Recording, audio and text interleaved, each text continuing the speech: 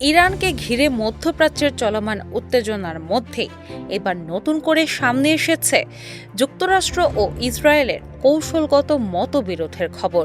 বিশেষ করে ইরানের বিরুদ্ধে পুনরায় সামরিক অভিযান চালানোর প্রশ্নে ওয়াশিংটন ও তেল আবিবের অবস্থানে স্পষ্ট ফারাক দেখা যাচ্ছে বলে আন্তর্জাতিক বিশ্লেষকরা মনে করছেন।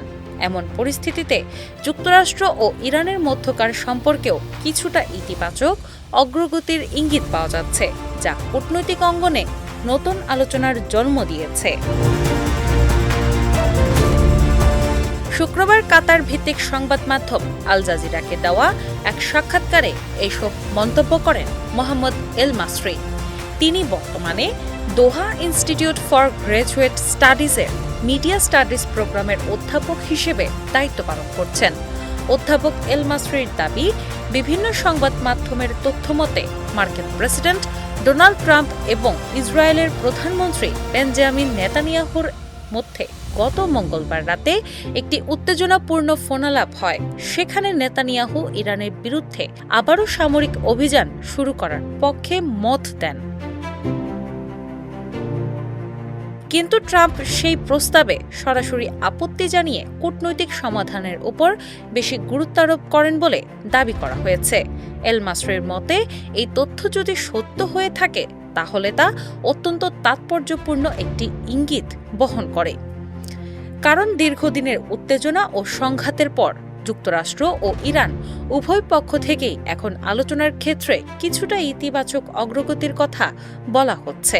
তার ভাষায়, হয়তো ধীরে ধীরে দুই দেশের মধ্যকার দীর্ঘদিনের মতবিরোধের কিছু জায়গা সংকুচিত হতে শুরু করেছে। তিনি মনে করেন, বর্তমান পরিস্থিতি হয়তো একটি সম্ভাব্য সমঝোতার দিকেও এগোতে পারে।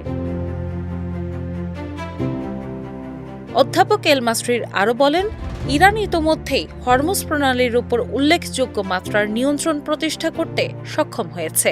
এই নিয়ন্ত্রণকে আরও আনুষ্ঠানিক রূপ দিতে ওমানের সঙ্গে সক্রিয় আলোচনা চালিয়ে যাচ্ছে তেহরান। শুধু ওমান নয়, ইউরোপীয় দেশগুলোর সঙ্গে বিষয়টি নিয়ে যোগাযোগ রাখছে ইরান।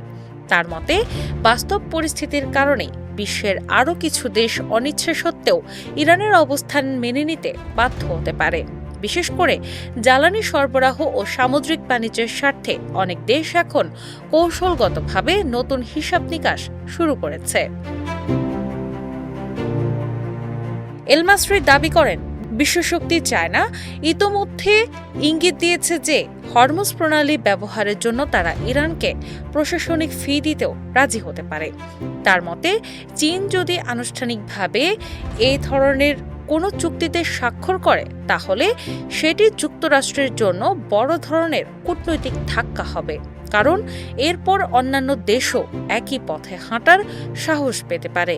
বিশ্লেষকদের ধারণা, মধ্যপ্রাচ্যের ভূ রাজনীতিতে এই পরিবর্তন ভবিষ্যতে নতুন শক্তির ভারসাম্য তৈরি করতে পারে, আর সেই পরিবর্তনের কেন্দ্রে থাকতে পারে ইরান, যুক্তরাষ্ট্র ও ইসরায়েলের জটিল সম্পর্কের নতুন সমীকরণ। ডেস্ক রিপোর্ট, বাংলা বাজার পত্রিকা।